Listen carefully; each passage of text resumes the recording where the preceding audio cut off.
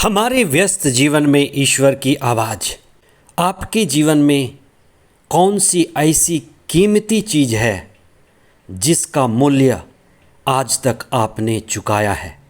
मकान दुकान की कीमत से ज़्यादा, कार के और गहनों की कीमत से बहुत ज़्यादा। जब हम अपने अहंकार को तोड़ते हैं और विनम्र बनकर अपना जीवन शुरू करते हैं तो ये सबसे बड़ी कीमत चुकाना है। इब्राहिम ने अपने जीवन में अपने बेटे को बलिदान चढ़ाकर ये कीमत चुकाया। माता मरियम ने कहा, देख मैं प्रभु की दासी हूँ, दासी बनकर ये कीमत चुकाया। यूहन्ना बपतिस्ता ने कहा, ईसा बढ़ते जाएं मैं घटता जाऊं, वो शून्य होकर कीमत चुकाया।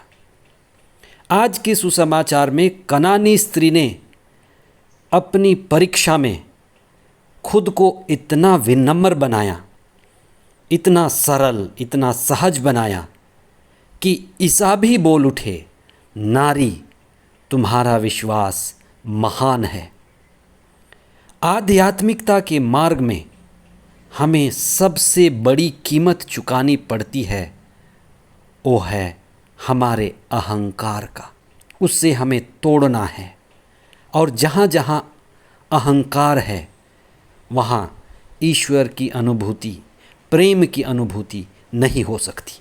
20वां सामान्य रविवार, पहला पाठ नबी इसायास का ग्रंथ, अध्याय 56, पद संख्या 1 और पद संख्याएं 6 से 7 तक।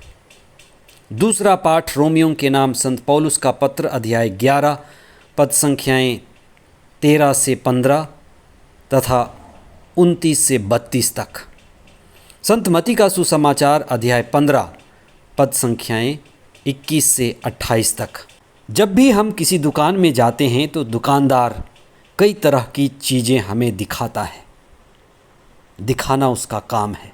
एक तो वह कम मूल्य वाली चीज़ें दिखाता है जो हो सकता है सस्ती होंगी, और एक बड़ी कीमती मूल्यवान वाली चीज़ें दिखाता है। दुकान में कई चीज़ें बड़ी मूल्यवान होती हैं, जैसे सोना, चांदी, हीरे, मोती। इतनी कीमती चीज़ें क्यों होती हैं? वहीं मिट्टी, बालू, कंकड़, पत्थर इतने सस्ते क्यों होते हैं? जिसका जितना ऊंचा प्रयोजन है, जिसका जितना ऊंचा उद्देश्य है, वह उतना ही महंगा और कीमती होता है। आध्यात्म में भी हमें ऊंची कीमत देनी पड़ती है। आज हम इस पर विशेष चिंतन करें। आध्यात्म में सबसे कीमती है स्वयं का बलिदान, अहंकार को तोड़ना। और जब हम अहंकार तोड़ते हैं तो विनम्रता आती है। वही योग्यता है, वही पात्रता है। सारे प्रशिक्षण का, शिक्षण का, ज्ञान का, आध्यात्म का एक ही परम उद्देश्य है, कैसे अहंकार को तोड़ा जाए। अहंकार ग्रेनाइट से भी ज़्यादा मजबूत है। इसलिए कई बार अधिक सुंदरता, अधिक अहंकार, अधिक धन, अधिक अहंकार, अधिक बुद्धि, अधिक अहंकार, अधिक जायदाद, अधिक अहंकार, ज़्यादा ताकत, ज़्यादा अहंकार। एक दिन ये कम हो जाता है, टूट जाता है, बिखर जाता है। बहुत बार तब विनम्रता आती है और तब विद्या आती है, अविद्या जाती है। इसीलिए कहा जाता है, विद्या ददाति विनयम, विनयम ददाति पात्रताम। सारे विद्या का एक ही उद्देश्य है कि वो हमें हमारे अहंकार को तोड़ दे, फोड़ दे और हमें विनम्र बना दे। आध्यात्म का दरवाज़ा विनम्रता है। विनम्रता आध्यात्म की पहली और सबसे प्रमुख सीढ़ी है। ईसा कहते हैं, धन्य हैं वे जो विनम्र हैं। पर्वत पर का 8 आशीर्वचन की शुरुआत होती है विनम्रता से। आध्यात्म के मार्ग में यह एक मंजिल है, पहुंच है, प्राप्ति है, ईश्वर की कृपा की प्राप्ति। पर वो शुरू होती है विनम्रता से, सरलता से, तरलता से और लचीलेपन से। इसलिए अगर आप हमारी ज़िंदगी को देखेंगे, मनुष्य जाति की ज़िंदगी को देखेंगे, तो मनुष्य बड़ा विनम्र, असहाय, बड़ा छोटा पैदा होता है। बचपन में कितना असहाय होता है और 60-70 के बाद ज़िंदगी आसान नहीं होती। फिर वो झुकना शुरू करता है, असहाय हो जाता है। ईश्वर हमारे अहंकार को तोड़ना चाहता है। आज के सुसमाचार में ईसा एक गैर यहूदी बहुल प्रदेश तीरुस और सिदोन प्रांत में थे। वहाँ एक कनानी स्त्री जिसकी बेटी अपदूत ग्रस्त से पीड़ित थी, ईसा के पास आकर बार बार लगातार बड़ी विनम्रता से निवेदन करती रही और चिल्लाती रही कि उसकी बेटी को चंगाई मिल जाए। पहली बात तो ईसा उस नारी पर ध्यान नहीं दिए। कनानी स्त्री का बार बार निवेदन करना उसके असली ज़रूरत को दिखाता है। कनानी स्त्री और उसकी बेटी के लिए यह एक इमरजेंसी की तरह करो या मरो की स्थिति थी। दूसरी बात, वह ईसा को मुक्तिदाता स्वीकार कर चुकी थी। जो भी होगा ईसा ही करेंगे, जो भी होगा मुक्तिदाता ही करेंगे। इसलिए वह अपनी प्रार्थना जारी रखती है। शिष्य उन्हें भगाते हैं पर वो जारी रखती है। कुछ समय बाद शिष्य ईसा के पास जाकर निवेदन करते हैं कि इस नारी के लिए कुछ कीजिए। जब हम लगातार प्रार्थना करते हैं तो प्रकृति, हमारे चारों ओर की चीज़ें हमारे लिए कार्य करना शुरू कर देती हैं। ईसा उस कनानी नारी की परीक्षा लेते हैं।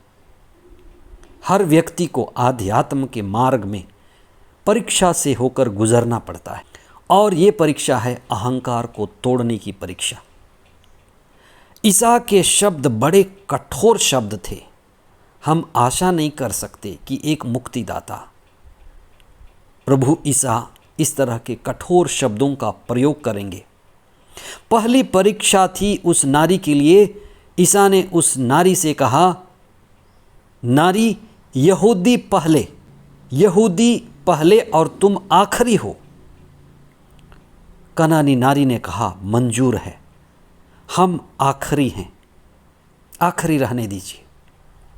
दूसरी परीक्षा, ईसा ने कहा, यहूदी ईश्वर के बच्चे हैं, वे चुने हुए लोग हैं और तुम पिल्ले हो, कुत्ते के बच्चे हो। ईसा ने उस नारी को अपमानित किया। नारी ने कहा, मंजूर है, आप हमें कुछ भी कह लें, कुत्ते कह लें, बिल्ली कह लें, हमें कुछ भी कहें, पर सर मेरी बेटी को आशीष दें, प्रभु मेरी बेटी को चंगा करें। कनानी स्त्री की विनम्रता, उसकी सरलता देख करके ईसा ने कहा, नारी, हे नारी, तुम्हारा विश्वास महान है। विनम्रता के कारण कनानी नारी परीक्षा में पास हो गई। आशीष पाने का एकमात्र मार्ग विनम्रता का मार्ग है, शून्यता का मार्ग है। आध्यात्म में सबसे ऊंची कीमत हमें चुकानी पड़ती है अपने अहंकार को तोड़ना, अपने अहंकार का बलि देकर। लोग पवित्र स्थानों में, मंदिरों में नारियल तोड़ते हैं, वो अहंकार तोड़ने का प्रतीक है। हम सिर झुकाते हैं, माथा टेकते हैं, बहुत बार ये बाहरी दिखावा मात्र रह जाता है। ये असली हो, हम वास्तव में विनम्र बने। आज का पहला पाठ कहता है कि ईश्वर न्यायी है। हम भी न्यायी बने, धार्मिकता की ऊंची कीमत चुकाएं, जो अच्छा है, सच्चा है, वही करें, सत्य के साथ खड़े हों। आज के दूसरे पाठ में संत पौलुस रोमियों को कहते हैं कि हम ईश्वर को स्वीकार करें, आत्मा में जन्म लें और तब हम ईश्वर के कृपा पात्र बनेंगे। विनम्रता हमें कृपा पात्र बनाती है, हमारी शून्यता हमें कृपा पात्र बनाती है। जब हम न्यायी और धार्मिकता के मार्ग पर चलते हैं, हम कृपा पात्र बनते हैं।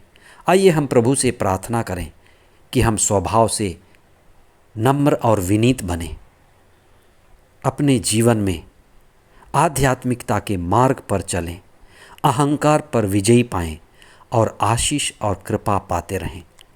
आमीन।